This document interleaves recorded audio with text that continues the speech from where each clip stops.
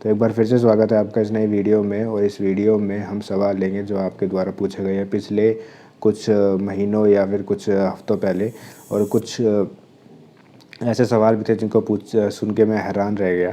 तो चलिए फिर इस वीडियो को शुरू करते हैं। और अगर आप इस चैनल पर नए हैं तो चैनल को सब्सक्राइब करना ना भूलें। याद रहे इस चैनल पे हम हमेशा साइंस और स्पेस रिलेटेड वीडियो डालते रहते हैं। इसके अलावा अगर आप हमारी प्लेलिस्ट चेक करोगे तो आपको वहाँ पे कई वैरायटी ऑफ वीडियोस भी देखने को मिलेगी। तो चलिए इस वीडियो को शुरू करते हैं। सबसे पहला जो क्वेश्चन पूछा है वो पूछा है जस्मीन चौधरी ने। सर मेरे तीत की हड्डी डॉक्टर नहीं बोल रही है कि मुझे ब्रेसिस भी लगाए। आप प्लीज़ आप मुझे बताओ कि डॉक्टर मुझे बेवकूफ़ तो नहीं बना रहा ब्रेसिस लगाकर। देखो, अगर ऐसी बात है कि आपकी हड्डी पहले ही रूट्स थोड़ी वीक है तो आप पहले उसका ट्रीटमेंट कराओ, क्योंकि ब्रेसिस लगाने से वो चीज़ें ठीक नहीं होगी। तो पहले जो एक्चुअली जो प्रॉब्लम है उससे वो आप पहले उसका ट्रीटमेंट कराओ, देन आप ब्रेसिस के बारे में सोचना। दूसरा सवाल है दीपा बिष्ट का। सर मेरे नीचे के एक दांत नकली है तो क्या मैं ऊपर के तीत में ब्रेसिस लगवा सकती हूँ क्या?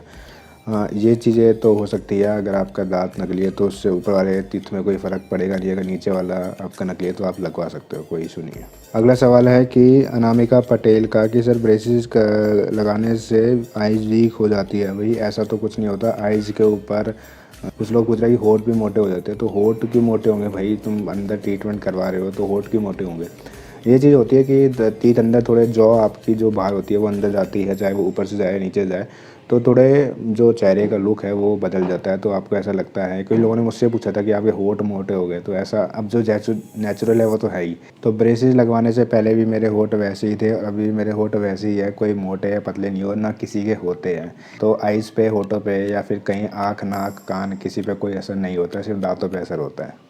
अगला सवाल जो पूछा है मनीषा गुप्ता ने, बहुत बड़ा सवाल है इनका। इन्होंने लिखा है कि मैं आपको बता देता हूँ कि मेरे दांतों में गैप था इसलिए मैंने जो ब्रेसिस है वो लगवाए। अब मेरे दांत ऊपर वाले दांत सिलसिलाते हैं, उनमें पेन भी होता है। ठीक है, तो मुझे टेंशन हो रही है।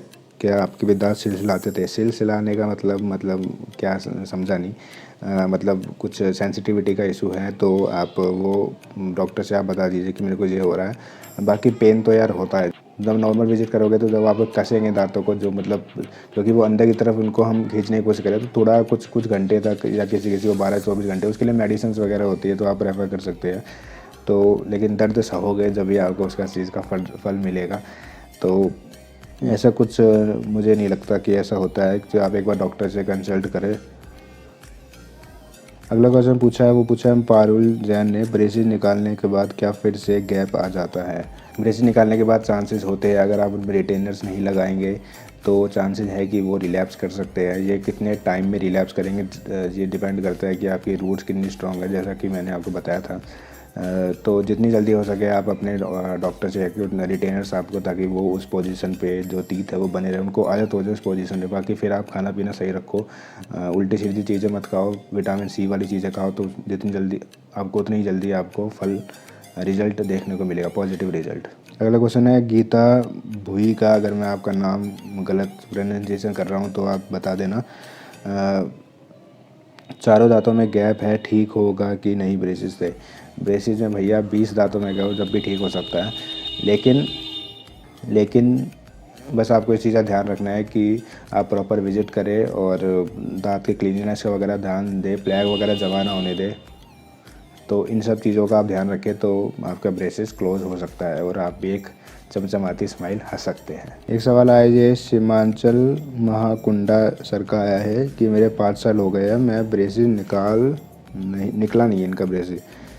तो ये तो वो काफ़ी लंबा टाइम हो गया है कि हो सकता है आप किसी कारणवश, अब मुझे नहीं पता कि वो ब्रेसिस ट्रीटमेंट पूरा चला या नहीं चला, या फिर आपको दोबारा लगेगा, क्योंकि चांसेस होते हैं कि वो दोबारा रिलैप्स कर ले। रिटेनर्स इसीलिए पहने जाते हैं कि वो इन फ्यूचर रिलैप्स ना करे। वो कितने टाइम तक पहने जाते हैं डिपेंड करता है person to person. Normally condition में 1 से 2 साल आप पहन सकते हैं। कई कई लोगों को साल, पूरी लाइफ टाइम 50-50 साल तक भी पहनना पड़ जाता है। तो अगर उसके बाद भी रिलैप्स करते हैं तो फिर दोबारा आपको ब्रेसिस ट्रीटमेंट स्टार्ट करना पड़ेगा। तो हालांकि इसमें कोई दिक्कत की बात नहीं है। अब आपका सर मैं बता नहीं सकता कि आपको 5 साल से आपके क्यों ब्रेसिस लगे हुए हैं। नॉर्मली जो टाइम पीरियड होता है वो 1.5 से 2 साल तक होता है। तो ये सब क्वेश्चन जो मैंने पिक किए हैं, मैं उम्मीद करता हूँ आपके कई सवालों के जो डाउट है वो आप क्लियर हो गए होंगे। आप बेफिक्र ट्रीटमेंट करा सकते हैं, कोई इशू नहीं है। तो बस यही था इस वीडियो में। मैं उम्मीद करता हूँ आपको वीडियो पसंद आई होगी। अगर पसंद आई तो लाइक, शेयर और सब्सक्राइब ज़रूर करें। और फिर मिलते हैं आपसे अगली वीडियो में। जब तक के लिए खुश रहिए और सबको अपना प्यार बांटते रहिए।